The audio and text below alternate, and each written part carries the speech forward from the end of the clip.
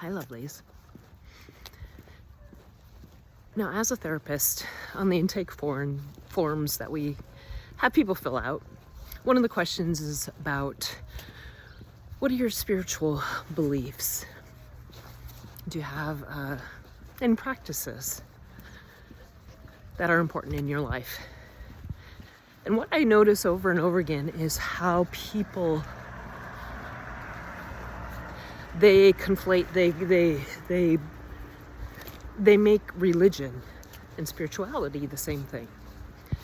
And many people say, no, I don't believe in anything. And many people have experienced religious trauma. And I notice a lot of people that are struggling with mental health have very minimal sense of spirituality. I just wanted to talk a little bit about spirituality as I see it.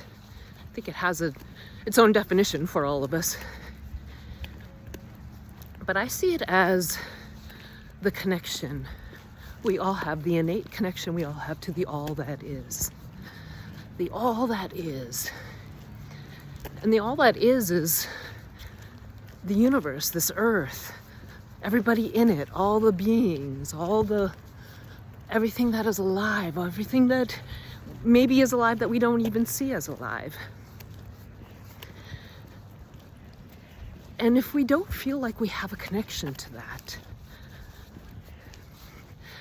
how the sense of separateness we can feel just can be overwhelming and so empty. And I really think that in my own journey of mental health, when I had some pretty severe struggles with depression, it was that emptiness, that what is all this for? What am I doing? I feel so alone, even though I had people in my life that I loved. I believe it was that connection that was missing.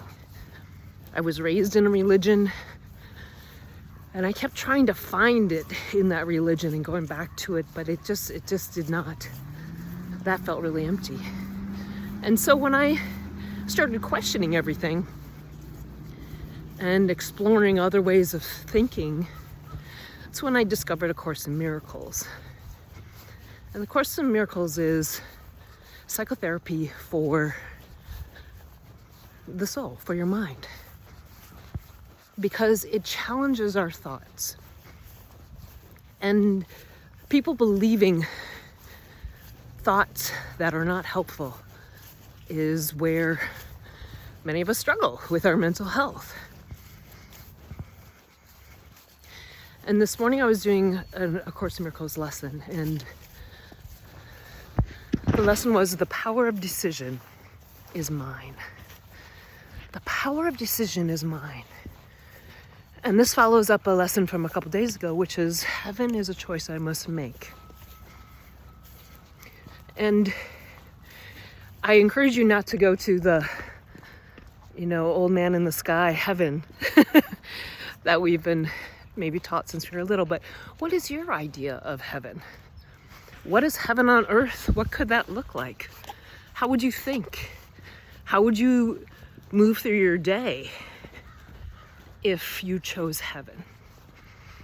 And what would your next choice be? What is the next decision you would make if you chose heaven? What thoughts would you choose to believe if you chose heaven? And maybe heaven is this connection, the connection to the all that is, the connection to other people in a loving way, the connection to all beings. What if it's all much simpler than we make it out to be? I was talking to my son yesterday, and I said to him, nothing is really that important, because he was stressed about something. And I said, nothing is really that important, because nothing is. Nothing is that important that we lose our peace. If a thought is telling you something that is making things hard, maybe that thought just isn't heaven. Maybe that thought is not a choice you should be making. Maybe the choice should be something that's more loving and connected. So, what choice can you make today? What is your idea of heaven? And how could this change everything? Change everything, lovely. Nourish yourself with love, light, and plants.